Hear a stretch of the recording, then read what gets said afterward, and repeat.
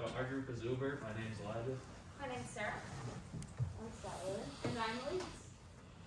I'll be doing the case analysis or the case study between Uber and our major competitor Lyft. So on a customer basis, the product's really similar. It's a ride-sharing app with independent contractors as our workers. They bring their own car and they just work whenever they log into the app. So I guess the main differences is for the drivers, and even there's similarities. They have a tier-based system for their benefits and rewards. And the differences is Uber has the first mover advantage, so they've already moved into other countries. They're a little later in their lifespan, and they offer a ton more services than Lyft right now. And the difference that we're focusing on is the slightly lower satisfaction from the drivers that Uber has. So, like I said, Uber is a little older, so they're in the green area, or in the yellow area, the mature stage. And as we learn to prevent going into the decline in sales, you have to either adapt or add a new product. And for Lyft, they're still in the end of the green zone, I would say, so they have a little time before they have to worry about it. So we have to take initiative and do it first. So we were thinking about the differences between Uber and Lyft and why the drivers are a little happier over at Lyft.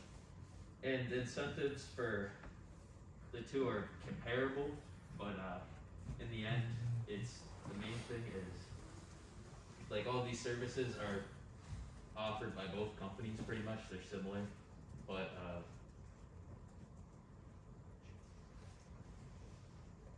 Lyft, they pay their employees a little more, and then also their tiers are a little easier to achieve, so they can move up levels faster. And this is the tiers that both the drivers have for Uber and Lyft. The top is Uber and the bottom one is the Lyft tiers. All drivers start off in the silver for Lyft or the blue for Uber. And I guess the biggest difference is the amount of points you have to get to move up tiers. So Uber and Lyft both base their points off of how many rides you give in a certain amount of time and your satisfaction rating from the riders that you pick up. So back in 2019, there was a survey done with Uber drivers and Lyft drivers, and they found that actually 50% of Lyft-only drivers were more satisfied than Uber, where Uber had about a 48% rating. Next slide this is the table that went with the survey. So as you can see, Lyft has 52.4% of their drivers are more satisfied with their experience, whereas Uber had the 47.8%. And interestingly, back in 2018, they had 10.4% more satisfied drivers. This was because around that time, they introduced the new CEO who implemented the program. It was the 180 days of change. This is where they kind of took the driver's concerns into account, figured out what new features to implement or what to improve. And there was a lot of good things, a lot of hope and promise that people saw for the drivers, for the better treatment of drivers, but unfortunately over time it didn't amount to much, because actually in 2018, with the 180 days program, that's when they didn't first introduce tipping, but they made it a lot easier to tip for the customers. So from up till 2018, most customers didn't even know how to tip on the app. So, but this led, because this program didn't take off as they wanted it to, this started to lead into the decline of that 10.4% from 2018 to 2019 and from then on. Alright, so we have our incentive program that already exists, which is called Uber Pro. And currently we have the 3-tier incentive program. And as was mentioned before, you earn 1 point per trip. However, if it's like a surge pricing time and there's a high demand, you can get up to 3 points for your drive.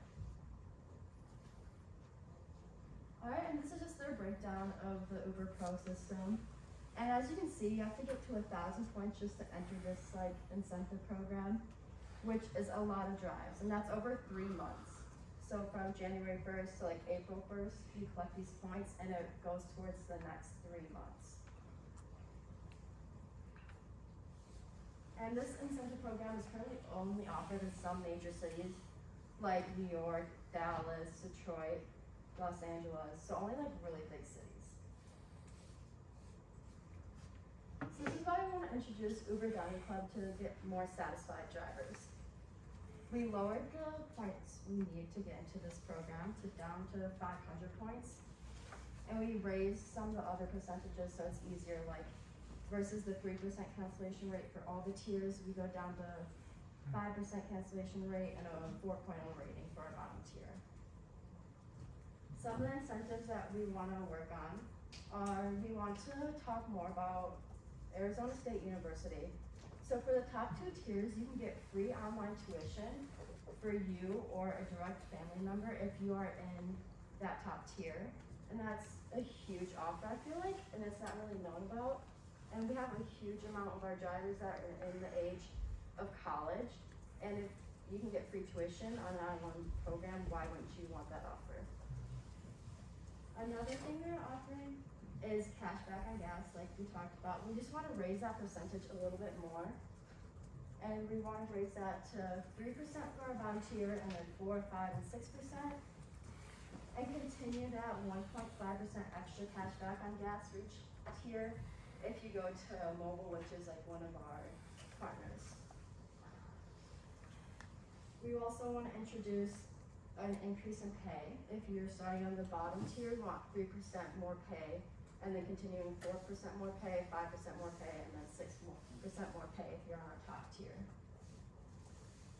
And as we talked about before, one of the differences is Lyft shows the time and duration of your drive, including the distance.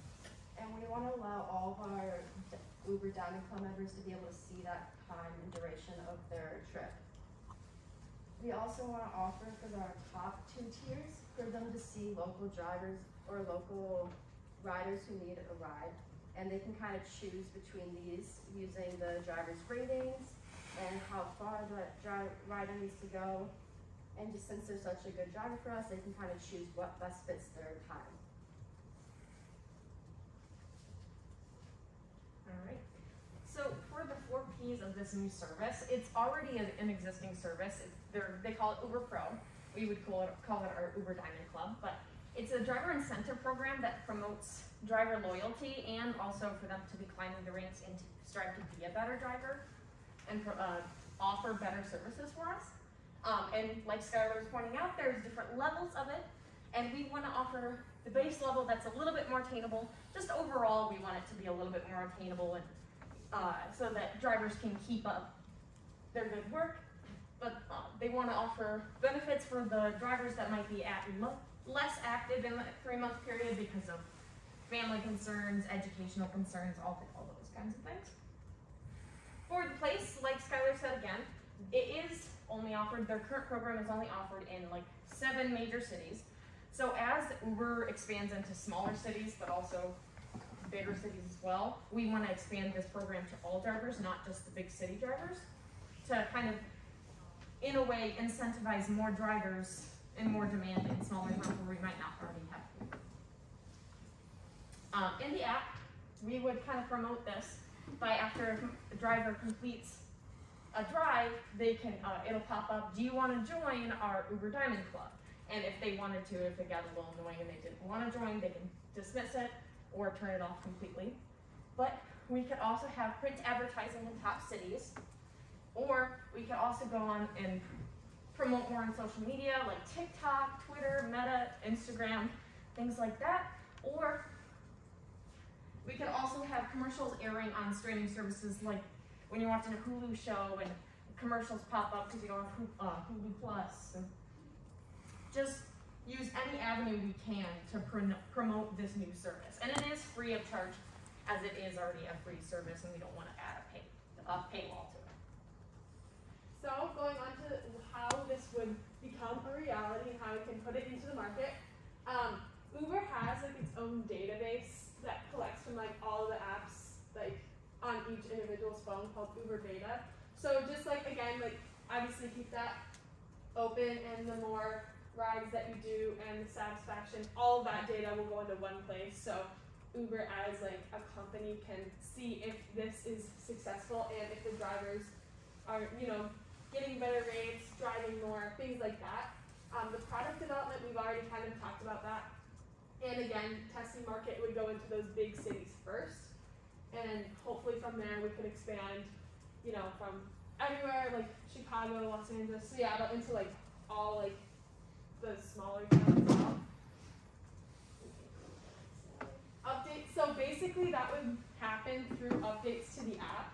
So currently it's super simple, black and white design, which is not a bad thing, but I think in the future, and we talked about this in our group, make it something more colorful. Like Lyft obviously has like that bright pink that like you always know it's a Lyft thing because they've got that bright pink color, which is more eye-catching anyways. So create more visual appeal in the app by like, if you rate 5 stars, like let's say there's confetti or something that comes on the screen. Just something that makes it more like cognitively, you're thinking about it more, or you're like more excited to use it. Like personally, if I'm at like a store and there's a coffee that's my favorite color, like in a can, my favorite color, I'd probably pick that one. So that's kind of what we're getting at here, is appeal to the customers more with like an update to the app.